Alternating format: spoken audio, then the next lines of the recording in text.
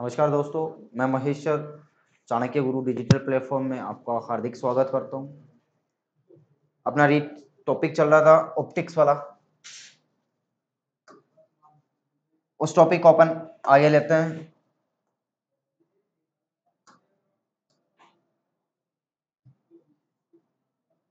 Topic था अपना optics. Optics वाले टॉपिक में कल अपन ने मिरर के बारे में बात की और मिरर में अपन ने सबसे पहले पढ़ा प्लेन मिरर के बारे में और सेकंड नंबर पे बात कर रहे थे स्फेरिकल मिरर, गोलीय दर्पण। और गोलीय दर्पण में गोलीय दर्पण दो भाग प्रकार की होती है। नंबर 1 पे होता है अवतल दर्पण और नंबर 2 पे बात की उत्तल दर्पण के।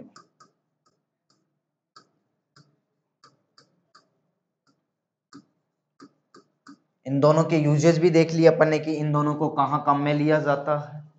तो आज अपन बात करते हैं कि ये जो अवतल दर्पण होती है इसको अभिसारी दर्पण भी कहते हैं, क्योंकि ये प्रकाश की किरणों को एक बिंदु पर क्या करता है, केंद्रित करता है। जबकि उत्तल दर्पण को अपसारी दर्पण भी कहते हैं, क्योंकि ये प्रकाश की किरणों को क्या करता है, फैलाने का काम करता है।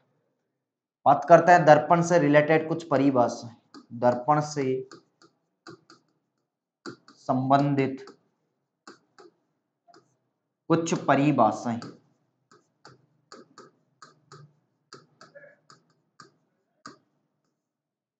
तो दर्पण से संबंधित कुछ परिभाषाओं के बारे में बात करते हैं। तो सबसे पहले अपन बात करते हैं, 1 नंबर पे होता है वक्रता केंद्र, सेंटर ऑफ कर्वेचर। सी से प्रदर्शित करते हैं। तो वक्रता केंद्र का मतलब ये अपने पास में एक दर्पण है, अवतल दर्पण। इस अवतल दर्पण को गोलीय कोश का भाग मानते हैं और इस गोलीय कोश का जो केंद्रक होता है उस केंद्रक को अपन क्या कहते हैं, वक्रता केंद्र। तो दर्पण को जिस गोलीय कोश का भाग माना जाता है उसका जो केंद्र होता है, उस गोलीय कोश का जो सेंटर पॉइंट होता है उसको अपन क्या कहते हैं, वक्रता केंद्र कहते हैं। सेकंड नंबर पे बात कर रहे हैं वक्रता त्रिज्या, रेडियस ऑफ कर्वेचर। वक्रता त्रिज्या आर से प्रदर्शित करते हैं। तो दर्पण को जिस गोलीय कोश का भाग मानते हैं उस गोलीय कोश की जो त्रिज्या होती है उस त्रिज्या को अपन क्या कहते हैं, वक्रता त्रिज्या कहते हैं। हर नंबर पे बात कर रहे हैं, एक होता है ध्रुव, जिसको अपन बोलते हैं पोल, पी से प्रदर्शित करते हैं। दर्पण का मध्य बिंदु, दर्पण का मध्य बिंदु क्या कहलाता है, ध्रुव कहलाता है। आगे 4 नंबर पे बात कर रहे हैं, एक होती है मुख्य अक्ष, प्रिंसिपल एक्सिस। दर्पण के वक्रता केंद्र और ध्रुव से सीधी निकलने वाली रेखा, दर्पण के वक्रता केंद्र और ध्रुव से सीधी निकलने वाली रेखा को अपन कहते हैं मुख्य अक्ष, प्रिंसिपल एक्सिस कहलाती है। आगे बात करते हैं 5 नंबर पे, एक होता है मुख्य फोकस, प्रिंसिपल फोकस, मुख्य फोकस, जिसको कैपिटल एफ से प्रदर्शित करते हैं। तो मुख्य फोकस का मतलब क्या होता है, जैसे ये अपने पास में एक अवतल दर्पण एक प्रकाश की किरण आपतित करवा रहे, तो परावर्तन होगा। तो परावर्तन के पश्चात जिस बिंदु से कोई भी प्रकाश की किरण वो यदि दर्पण पर आपतित करवाई जाती है तो परावर्तन के पश्चात जिस बिंदु से मिलती है या जिस बिंदु से गुजरती है या जिस बिंदु पर मिलती हुई प्रतीत होती है सॉरी, उस बिंदु को मुख्य फोकस करते हैं। इसको कैपिटल एफ से प्रदर्शित करते हैं। अगर अपन बात करें उत्तल दर्पण के लिए, तो उत्तल दर्पण पर जब प्रकाश की किरण आपतित करवाते हैं तो यह उन प्रकाश की किरणों को फैलाने का काम करता है।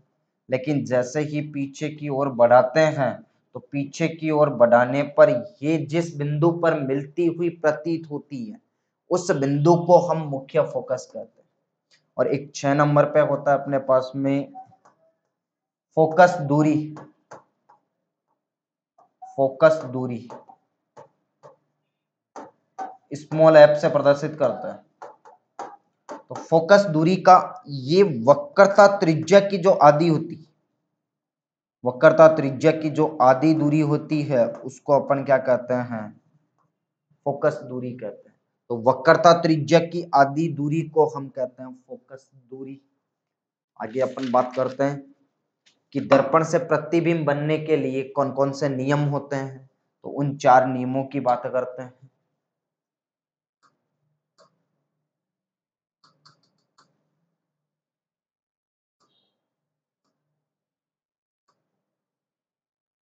तो आगे अपन बात करते हैं दर्पण से प्रतिबिंब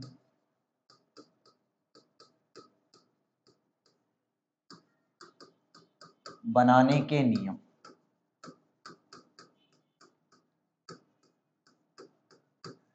दर्पण से प्रतिबिंब बनाने के लिए 4 नियमों को काम में लेते हैं। प्रथम नियम कि अपने पास में ये एक अवतल दर्पण, ये इसका मुख्य अक्ष हो गया, ये इसका हो गया ध्रुव, ये हो गया इसका मुख्य फोकस एफ, ये हो गया इसका वक्रता केंद्र सी। तो पहला नियम क्या कहता है, कोई भी प्रकाश की किरण अगर मुख्य अक्ष के समांतर, कोई भी प्रकाश की किरण है अगर मुख्य अक्ष से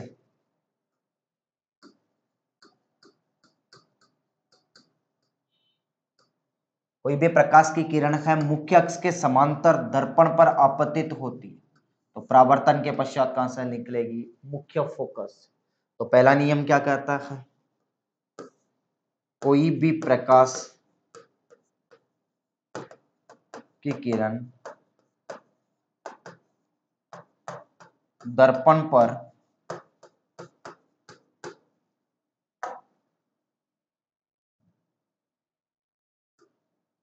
पर मुख्य अक्ष के समांतर आपतित की जाती है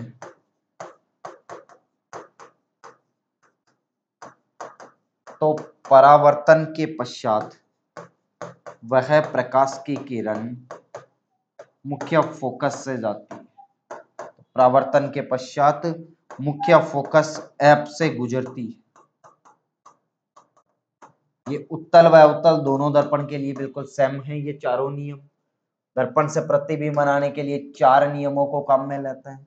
पहला, मुख्य अक्ष के समांतर आ रही है तो परावर्तन के पश्चात कहां से गुजरेगी, मुख्य फोकस से। सेकेंड नंबर का नियम क्या कहता है, जब कोई प्रकाश की किरण किससे, मुख्य फोकस से। दूसरा नियम क्या कहता है, प्रकाश की किरण किससे, मुख्य फोकस से दर्पण पर आपतित होती है तो परावर्तन के पश्चात कहां से निकलेगी, मुख्य अक्ष के समांतर। सेकेंड नियम, मुख्य फोकस से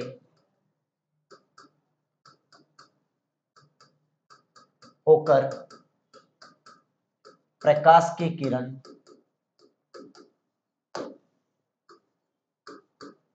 दर्पण पर आपतित की जाती है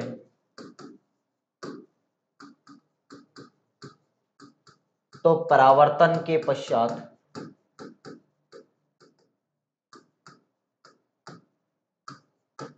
वह मुख्य अक्ष के समांतर निकल जाती है।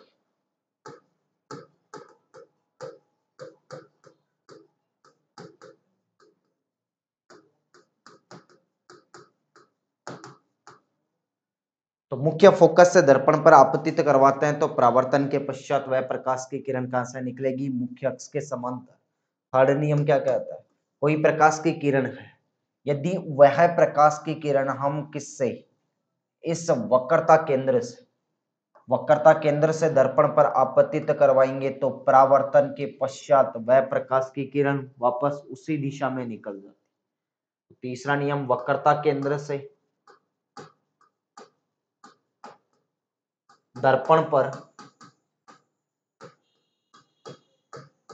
प्रकाश की किरण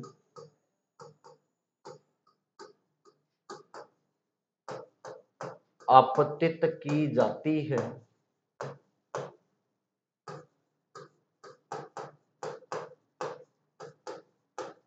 तो परावर्तन के पश्चात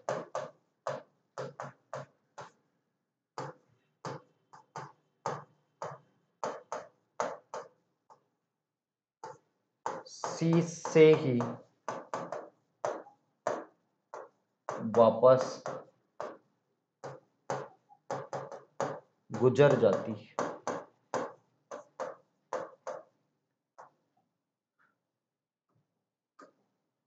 आगे अपन बात करते हैं इसका चौथा नियम और लास्ट नियम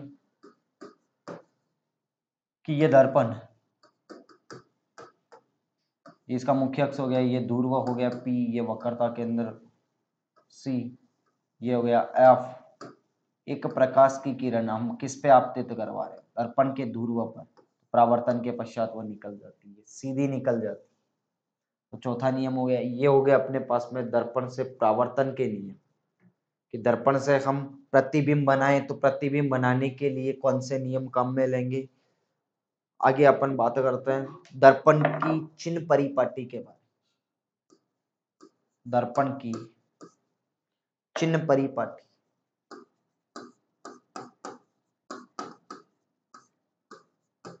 साइन कन्वेंशन के बारे में बात करते हैं हम। परिपाटी, तो सबसे पहले अपन बात करते हैं कि ये अपने पास में ये हो गया प्लस का एक्स एक्स, ये हो गया माइनस का एक्स एक्स, ये प्लस का वाई और ये माइनस का वाई एक्स। तो प्रकाश हमेशा दर्पण पर बाईं दिशा से आपतित किया जाता है। तो फोकस दूरी का अगर अपन चिन्ह परिपाटी की बात करें तो प्रकाश दर्पण पर हमेशा कौन सी दिशा से?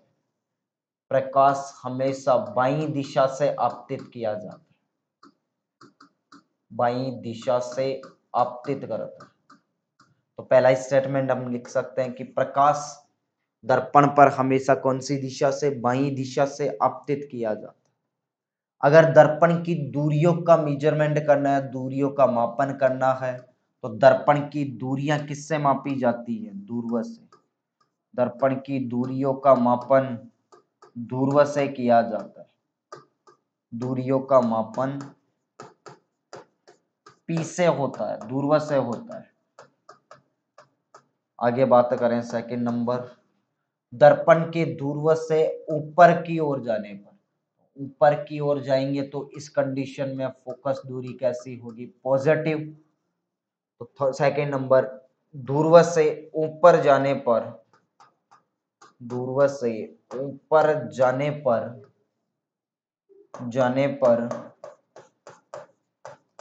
F का मान पॉजिटिव होता है। थर्ड नंबर, दर्पण के ध्रुव से नीचे जाने पर फोकस दूरी का मान कैसा होता है? नेगेटिव। तो ध्रुव से नीचे जाने पर F का मान नेगेटिव होता है।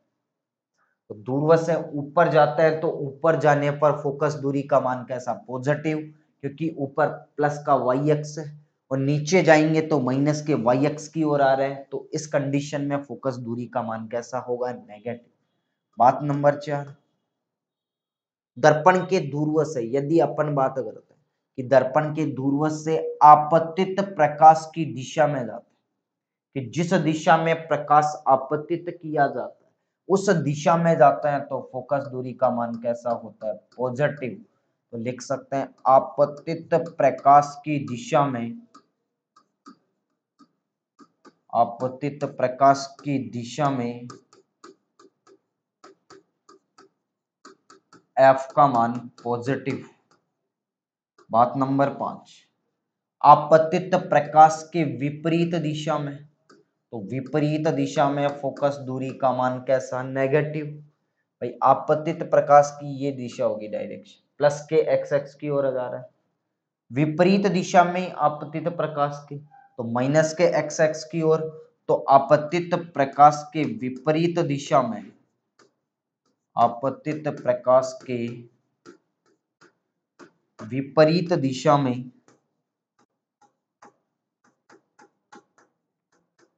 एफ का मान नेगेटिव होता है। बात करते हैं 6 नंबर के पॉइंट की।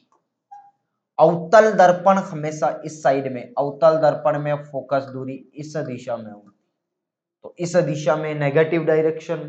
तो अवतल दर्पण की जो अपना अवतल दर्पण होता है, जिसको अपन अभिसारी दर्पण भी कहते हैं, तो इस अवतल दर्पण की जो फोकस दूरी होती है इसका मान नेगेटिव होता है।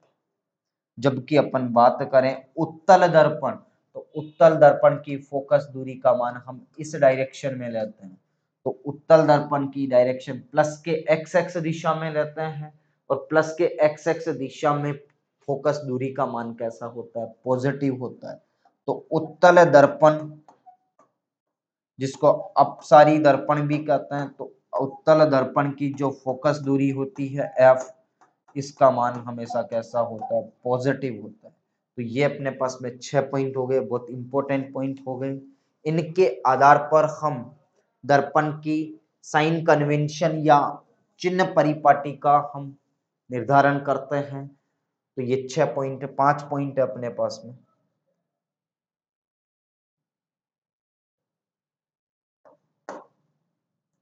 आगे अपन बात करते हैं कि आगे हम देखते हैं दर्पण से प्रतिबिंब कैसा बनता है, प्रतिबिंब का निर्माण कैसे होगा।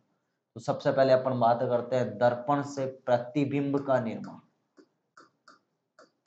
दर्पण से प्रतिबिंब का बनना। सबसे पहले अपन लेते हैं अवतल दर्पण से प्रतिबिंब बनना। अवतल दर्पण से प्रतिबिंब बनना।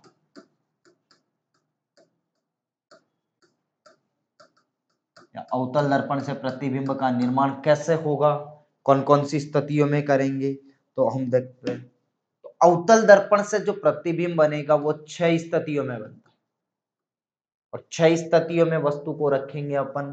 तो सबसे पहली स्थिति होगी वस्तु कहाँ हो, अनंत पर। सेकेंड नंबर पे वस्तु कहाँ हो, बियॉन्ड सी, वक्रता केंद्र के पीछे। बात नंबर 3, वस्तु कहाँ हो, सी पर। बात नंबर 4, वस्तु कहाँ हो, सी एंड एफ के मध्य। बात नंबर 6, 5, वस्तु हो एफ पर, मुख्य फोकस पर। और बात नंबर 6, जब वस्तु एफ एंड पी के मध्य, ध्रुव व मुख्य फोकस के मध्य में। तो इन 6 स्थितियों में अपने को क्या बनाना है, प्रतिबिंब बनाना है। तो सबसे पहले अपन बात करते हैं कि अवतल दर्पण से जो प्रतिबिंब बनता है वो इन 5 स्थितियों में प्रतिबिंब बनता है, वास्तविक एवं उल्टा। इन 5 स्थितियों में जो प्रतिबिंब बनेगा वो प्रतिबिंब कैसा होगा, वास्तविक एवं उल्टा। लेकिन इस एक स्थिति में जो प्रतिबिंब बनेगा वो कैसा बनेगा, आभासी एवं सीधा प्रतिबिंब बनता है, आभासी व सीधा प्रतिबिंब। क्योंकि इस स्थिति में बनने वाला प्रतिबिंब दर्पण के पीछे बनता है और दर्पण से बहुत बड़ा प्रतिबिंब बनता है। तो सबसे पहले हम 1 नंबर की बात करते हैं। 1 नंबर पे वस्तु कहाँ हो, अनंत पर। तो जब वस्तु अनंत पर, जब वस्तु को कहाँ रखा, अनंत पर, तो अनंत पर है, तो इस कंडीशन में अपने पास में ये हो गया अवतल दर्पण, ये हो गया इसका मुख्य अक्ष, ये हो गया दर्पण का ध्रुव, ये हो गया अपने पास में इसका मुख्य फोकस, ये हो गया इसका वक्रता केंद्र सी। वस्तु को रखा हमने अनंत पर, ये है हमारे पास में वस्तु। तो मुख्य अक्ष के समांतर प्रकाश की किरणें आती हैं। तो नियम नंबर 1, मुख्य अक्ष के समांतर आने वाली प्रकाश की किरणें परावर्तन के पश्चात किससे गुजरती है, मुख्य फोकस। परावर्तन के पश्चात कहां से गुजरेगी, मुख्य फोकस से। तो यहां पर हम बात करें तो प्रतिबिंब कहां बन गया, तो प्रतिबिंब के बारे में हम लिख सकते हैं प्रतिबिंब मुख्य फोकस पर बना। प्रतिबिंब कहां बना, मुख्य फोकस एफ पर बना। सेकेंड नंबर में मैं बात करूं प्रतिबिंब एफ पर बन रहा है बिंदु आकृति का, कौन सी आकृति का? बिंदु आकृति का, या अत्यधिक छोटा प्रतिबिंब। बात नंबर 3, प्रतिबिंब कैसा है? वास्तविक एवं उल्टा प्रतिबिंब। कैसा प्रतिबिंब बना? वास्तविक एवं उल्टा प्रतिबिंब। आगे अपन सेकंड नंबर की कंडीशन लेते हैं, वस्तु को कहाँ रखा। अब जैसे जैसे हम वस्तु को आगे लेते जाएंगे प्रतिबिंब पीछे बढ़ता जाएगा। अब जैसे अनंत पे रखा, अब अपने पास में वस्तु को इस सी के पीछे रखेंगे तो प्रतिबिंब कहीं इन दोनों के बीच में बनेगा। तो हम देखते हैं आगे, जब वस्तु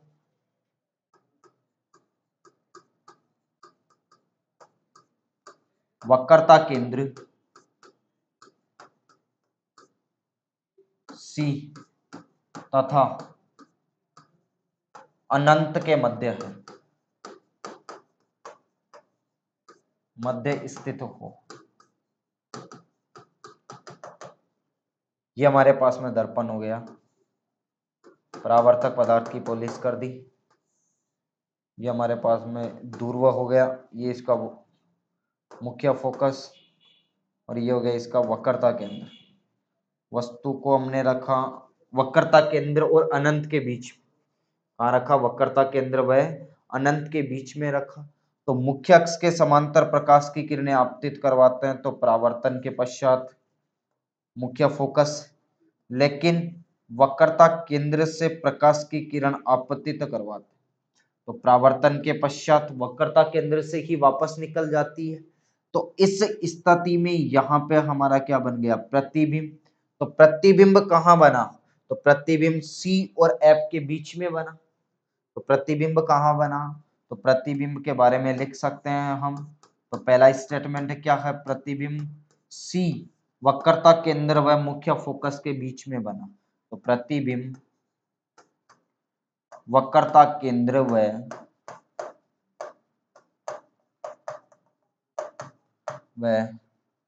मुख्य फोकस के मध्य बना।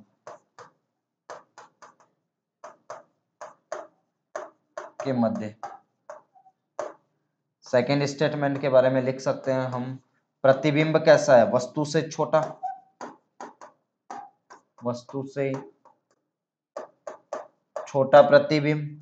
थर्ड नंबर के स्टेटमेंट में लिख सकते हैं प्रतिबिंब कैसा है? वास्तविक एवं उल्टा, क्योंकि अवतल दर्पण से प्रतिबिंब हमेशा कैसा बनता है? वास्तविक एवं उल्टा प्रतिबिंब बनता है। लेकिन एक स्थिति में अवतल दर्पण से जो प्रतिबिंब बनता है वो प्रतिबिंब आभासी एवं सीधा बनता है। थर्ड नंबर की स्थिति पे बात करते हैं अपन। थर्ड नंबर की कंडीशन है अपने पास में, जब वस्तु वक्रता केंद्र पर, जब वस्तु वक्रता केंद्र सेंटर ऑफ कर्वेचर पे रखा अपने पर है। ये हमारे पास में अवतल दर्पण, मुख्य अक्ष, ये दर्पण का ध्रुव हो गया, ये दर्पण का मुख्य फोकस एफ हो गया, और ये हो गया वक्रता केंद्र सी। वस्तु को हमने रखा वक्रता केंद्र, तो वक्रता केंद्र पर रखेंगे तो वक्रता केंद्र पर मुख्य अक्ष के समांतर प्रकाश की किरण आपतित करवाएंगी तो परावर्तन के पश्चात मुख्य अक्ष से मुख्य फोकस से निकलेगी। वक्रता केंद्र पर वस्तु को रखा तो मुख्य अक्ष के समांतर आने वाली प्रकाश की किरणें परावर्तन के पश्चात मुख्य फोकस से निकलती हैं। लेकिन जैसे ही हमने मुख्य फोकस से दर्पण पर प्रकाश की किरण आपतित करवाई तो परावर्तन के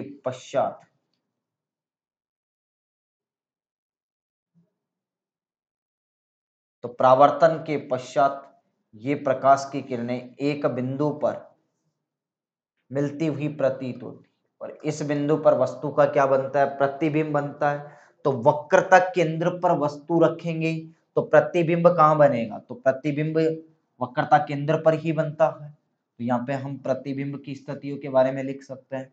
तो प्रतिबिंब कहाँ बनेगा? वक्रता केंद्र पर। प्रतिबिंब कैसा होगा, वक्रता केंद्र पर बनेगा। सेकेंड नंबर के स्टेटमेंट में लिख सकते हैं प्रतिबिंब कैसा होगा, वस्तु के बराबर,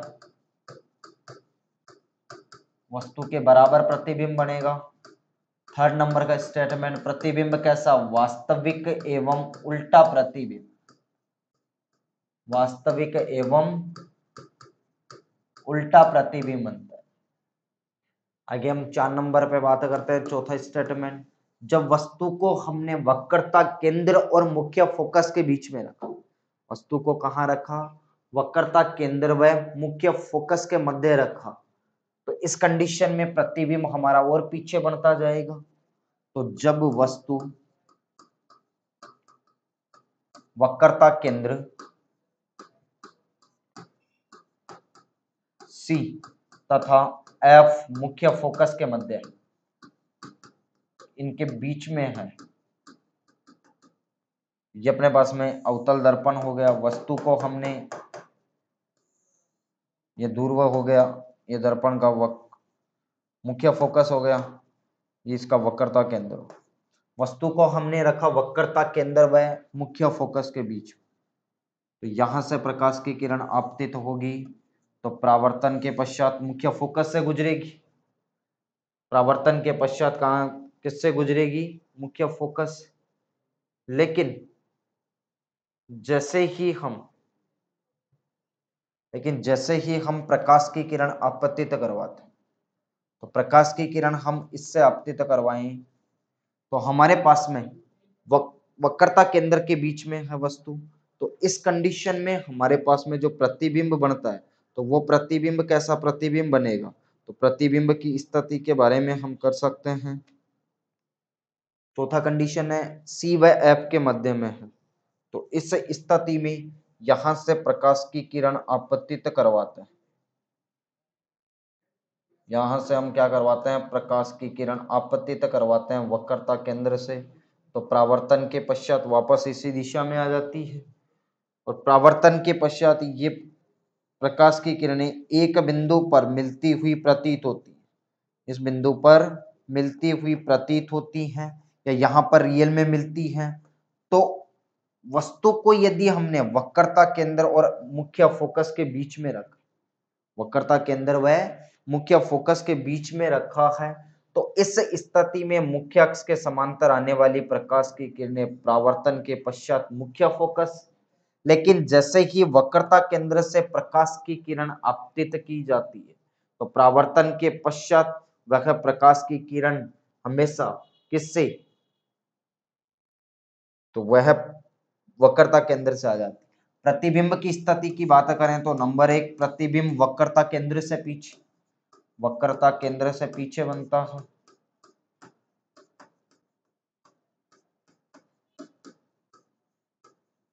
सेकंड नंबर की बात करते हैं, प्रतिबिंब वस्तु से बड़ा, वस्तु से बड़ा प्रतिबिंब बनेगा। बात नंबर 3, प्रतिबिंब कैसा, वास्तविक एवं उल्टा प्रतिबिंब, वास्तविक एवं उल्टा प्रतिबिंब बनेगा। कैसा प्रतिबिंब बनेगा, वास्तविक एवं उल्टा प्रतिबिंब। आगे अपन बात करते हैं 5 नंबर पे। 5 नंबर है, वस्तु को अब हम रख रहे हैं मुख्य फोकस पर, वस्तु को कहाँ रख रहे हैं, मुख्य फोकस पर। तो जब वस्तु मुख्य फोकस पर, मुख्य फोकस,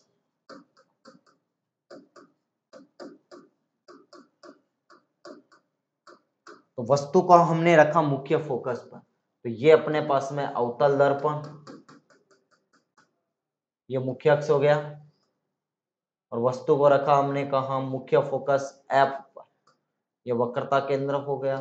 तो मुख्य अक्ष के समांतर प्रकाश की किरण आपतित करवाएंगे, तो परावर्तन के पश्चात मुख्य फोकस से गुजरेगी। लेकिन यदि हम प्रकाश की किरण, कोई भी प्रकाश की किरण है, यदि हम वक्रता केंद्र से आपतित करवाते हैं, इससे वक्रता केंद्र से आपतित करवाते हैं, तो वक्रता केंद्र से आपतित करवाएंगे, तो परावर्तन के पश्चात ये प्रकाश की किरणें वापस इस वक्रता केंद्र से आ जाएंगी, तो इनका जो प्रतिबिंब बनेगा कहाँ बनेगा, अनंत पर बनता है। इनका प्रतिबिंब कहाँ बनेगा, अनंत पर बनता है। तो अपन लिख सकते हैं प्रतिबिंब कहाँ बनेगा, अनंत पर, क्योंकि पीछे ये अनंत पर कहीं ना कहीं मिलेगी, तो प्रतिबिंब तो बनेगा अनंत पर। आगे अपन कह सकते हैं सेकंड नंबर में कि प्रतिबिंब कैसा होगा। प्रतिबिंब की स्थिति नहीं बता सकते, क्योंकि अनंत पर बनने वाले प्रतिबिंबों की स्थिति नहीं बता होती। और अगर अपन बात करें प्रतिबिंब, तो प्रतिबिंब बनेगा वास्तविक एवं उल्टा प्रतिबिंब। प्रतिबिंब कैसा होगा, वास्तविक एवं उल्टा प्रतिबिंब। आगे अपन नेक्स्ट, ये पांचवी कंडीशन थी। छठवीं कंडीशन के बारे में बात करते हैं अपन। तो 6 नंबर का कंडीशन क्या है अपने, 6 नंबर का कंडीशन में अपने पास में जब वस्तु एफ व मुख्य फोकस व ध्रुव के बीच, वस्तु कहाँ है, जब वस्तु मुख्य फोकस एफ तथा ध्रुव पी के मध्य,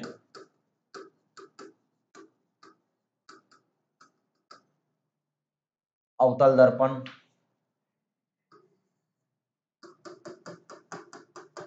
मुख्य अक्ष हो गया, ये दर्पण का ध्रुव हो गया, ये मुख्य फोकस हो गया, ये वक्रता केंद्र हो गया। वस्तु को रखा इन दोनों के बीच, आपतित प्रकाश की किरण परावर्तन के पश्चात मुख्य फोकस, लेकिन जैसे ही हम प्रकाश की किरण,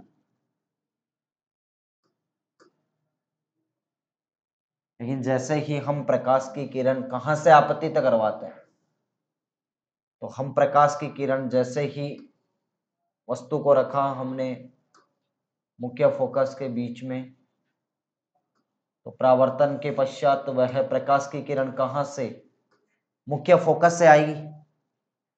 लेकिन जैसे ही वक्रता केंद्र से प्रकाश की किरण आपतित करवाते हैं, तो परावर्तन के पश्चात वापस वक्रता केंद्र से आती, लेकिन इन दोनों को पीछे की ओर बढ़ाते हैं, तो ये कहीं इस बिंदु पर मिलते हैं। इसको अपन ने पी बिंदु रखा, और यहां पर क्या बन गया, वस्तु का प्रतिबिंब। तो प्रतिबिंब की स्थिति लिखे तो स्थिति, तो पहला स्टेटमेंट लिख सकते हैं कि प्रतिबिंब दर्पण के पीछे बनेगा, प्रतिबिंब दर्पण के पीछे बनता है।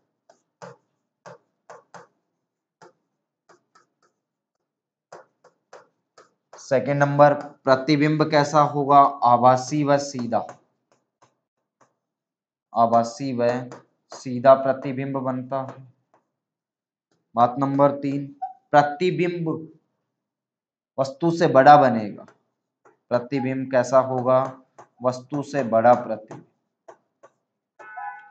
प्रतिबिंब वस्तु से बड़ा बनता है।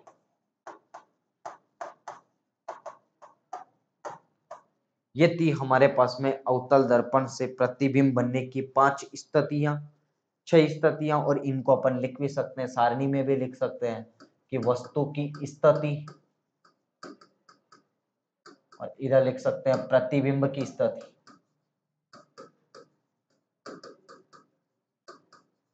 नंबर 1, वस्तु कहां थी, अनंत पर, तो प्रतिबिंब कहां बना, भाई अनंत पर थी, तो प्रतिबिंब अपने पास में एफ पर बना। प्रतिबिंब कहां, एफ पर, कैसा, छोटा, वास्तविक व उल्टा प्रतिबिंब। बात नंबर 2, वस्तु कहां रखा, बियॉन्ड सी,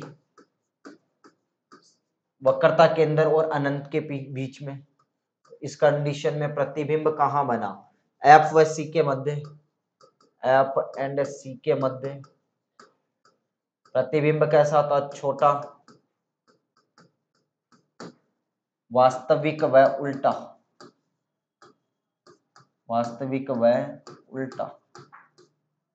3 नंबर की कंडीशन, वस्तु को कहां रखा, सी पर, प्रतिबिंब कहां, सी पर,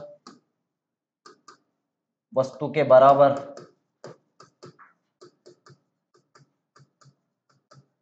और कैसा वास्तविक व उल्टा।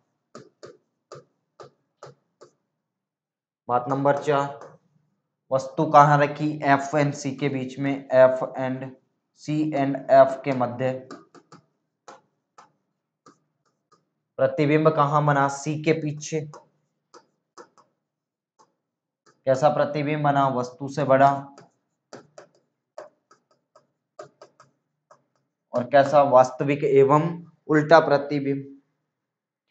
बात नंबर 5, वस्तु को एफ पर रखा, प्रतिबिंब कहाँ अनंत पर। कैसा वास्तविक व उल्टा।